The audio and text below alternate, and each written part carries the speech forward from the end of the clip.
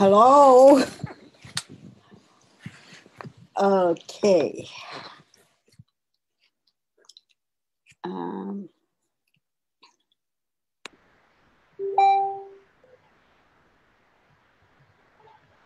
Hello. Good evening, Farhan. How are you? Here I am calling you from Canada, and there you are in Pakistan, Lahore, far, far away from us. And unexpectedly, we are actually doing a Zoom recording because why? Explain. Thank you very much for this flexible arrangement for me, because I just recently shared my request with you that I'm having COVID, because recently my test results told me that they have detected COVID virus, and I'm now isolated and have a 15 days of quarantine period. So that And was the main reason why I requested you to record my message a bit early from the actual schedule. yes, you just discovered this news last night, eh? Yeah, And now tell me, what time is it for you there in Lahore? it is 8:35 p.m. Okay, so it's already evening. Yeah, Yes. So just briefly, my goodness, we've known each other now perhaps a couple of months, yeah, almost 2 months. almost 2 months. And initially, we were talking about the water hand pumps that you were Yeah, setting up in so many communities. But yes, since then, I've learned about so many other activities that you're engaged with. So I'm going yeah. to turn the mic over to you to tell us a little bit about yourself and your work. And Thank you. Thank you. Actually, I'm involved in various charitable and humanitarian and interfaith activities. And actually, the major project are the water relief projects. And as we are going to celebrate World Water Day, so I think I should start from my water relief activities in the southern Punjab, Sindh, and other areas of Pakistan. Actually, water shortage is a very major problem in the desert areas of Pakistan, especially the Cholistan Desert and the Tharparkar Desert. And the groundwater that people here consume so much is saline to brackish, and have a very high concentration of various salt and minerals, which are very dangerous for human health and livestock health. So only the deeper wells and hand pumps are the only possible solution for that, for this problem. So I therefore started working on it, and I established a project of Sindh Water Relief Project for construction of water wells and installation of hand pumps in the village of interior Sindh. And after that, gradually I expanded that those activities to the southern areas of Punjab and Balochistan and Khyber Pakhtunkhwa provinces of Pakistan. So this is one of my leading humanitarian projects, which are being done through the charities and donations collected from the general public through social media and other sources. And till today, I have, Alhamdulillah, completed more than 300 water wells and hand pumps in those desert areas or slum areas. And I always very proudly mention a few things. That's Project Management Institute of USA ranked this project among the top three community service projects in 2017 and 18. And Triple Helix Association of Italy also awarded me Satha Innovation Award in 2019 during their South Asia chapter. And I also achieved Gusi Peace Prize, which is equivalent to Asia's Nobel Prize counterpart from Philippines, and Kentucky Kernel Commission from the Honorable Governor of Kentucky State. So the benefits I received from these water relief projects include so many benefits, including the reduced hardship for women and children, because this water problem affects women's life so badly in Tharparkar and Cholistan, because they are responsible to fetch water from long distances from their entire family. And they cannot leave they even cannot leave their household even for social functions, since most of their time is spent fetching water, and they remain unable to entertain their friends, their relations, due to water scarcity. So at times, both the young boys and girls also have to postpone their career development activities due to the responsibility of fetching water. Besides being a major work for women, fetching water due to the fetching water from, sorry, I forgot the actual thing I was going to explain. Sorry. Besides being a major work for women, fetching water affects children education too. During the dry season, often children also remain necessary part of the water collection, and sometimes stretching into the night hours too. So in such events, children have to sacrifice their daily studies, for which they are they are also kicked off by the teachers from their schools. So through these water projects, I reduced the daily hardship of women and children in the Tharparkar and Cholistan cities. Besides this, due to the lack of clean drinking water, children are especially vulnerable to waterborne disease such as diarrhea and worm infection and typhoid and hepatitis. Some of these diseases can have long-term effects as well. So these diseases and problem are very common in Sindh, which where people have insufficient access to safe water and storages, coupled with lack of hygiene practices, and and low access to the health services that women their lives, and increases the risk of diseases outbreaks.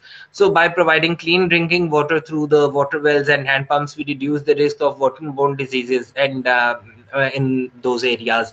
And and this is also pertinent to mention here that most of the villages, especially Tharparkar and Cholistan, women are bound to spend hours to fetch drinking water. Even in some areas, we found women traveling almost 5 miles every day to fetch polluted water from the small ponds miles away from their homes. So through these water relief projects, we help them reducing their daily labor and time. And it was all about the water relief projects in some desert areas. In addition to this, I also distribute sewing machines to the widows who are selected based on their skills and financial status. This distribution is intended to empower women by providing them with a livelihood and the opportunity for those women to earn an income and stand on their own feet. Goes a long way in women's empowerment. In addition to this, I also distribute the wheelchairs in differently able people. As wheelchairs can provide health and developmental and social benefits, and main goal of our charity fund to actually to inspire others to get outside and keep moving despite disabilities and fears and excuses. In addition to this, I also established a charity fund in year 2016 in order to financially assist the senior TV artists who are currently facing financial constraints due to some illness or unemployment. Unfortunately, here in Pakistan, our legendary superstars have never been paid due respect and off-screen value they actually deserve. So we decided to value our legendary actors in their lives and not wait for their sad demise to reward them afterwards. And in 2017, I expanded my network from Asia to Africa, and I got another opportunity to get in touch with most active young activists of African countries who could be helpful for food drives. At present, I am conducting small activities of ration distribution in Nigeria, and I'm also planning to expand this network to Sudan and Ethiopia as well. Last year, I also in 2019, 19 to 20, the COVID pandemic was confirmed to have reached Pakistan in February 2020, and multiple regions across the country imposed lockdowns until the end of March due to that pandemic. And in that situation, the daily wage workers in Pakistan started facing hunger and financial constraints, and many daily wagers could not even have a single penny to in more than 3 to 4 weeks in the whole country to run their kitchen expenses. So in 2021, 21, I 20 sorry in 2020 I started a distribution of ration in different cities of Pakistan and different provinces. And through this ration relief project, it was quite risky for me as well to travel in different areas and locations for distribution of ration, because when others were locked down at home to save themselves and their families from coronavirus, we initiated the step to help and assist those who were suffering with hunger and financial constraints. And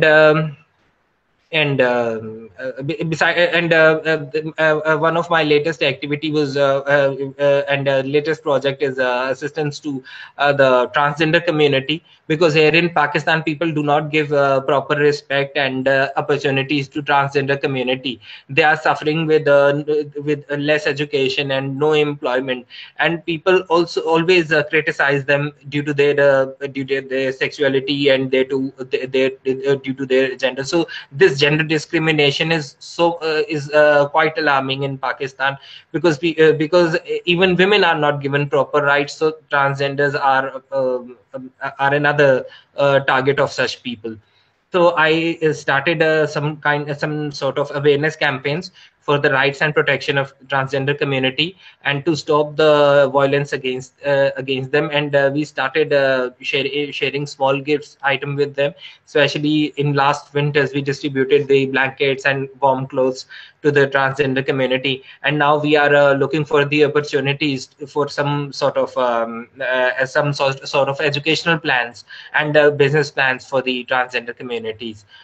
So that was all about my humanitarian projects. And now let me share a little about the interfaith activities, because being a because I 10 years ago I formed a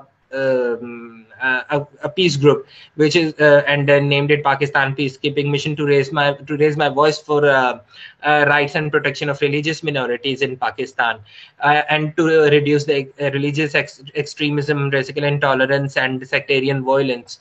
So I started arranging peace trips and tours to the different religious and sacred areas associated with different faiths and religions located in Punjab, Sindh, and Khyber Pakhtunkhwa regions of Pakistan, for interfaith harmony and proper understanding about the people linked with other religions. And I also conducted interviews of prominent minority figures of Pakistan who were associated with different religions. Many of them are doctors, many of them are singers, artists. So and those interviews were published in various local and international magazines, and people gave us very positive response about those efforts. And in addition to this, I also and to create more unity and brotherhood among all Pakistanis, regardless of their cultural and religious and sectarian and ethnic differences.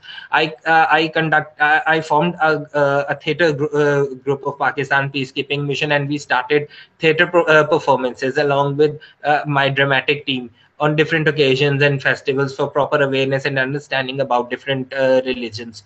So. That is all about my work.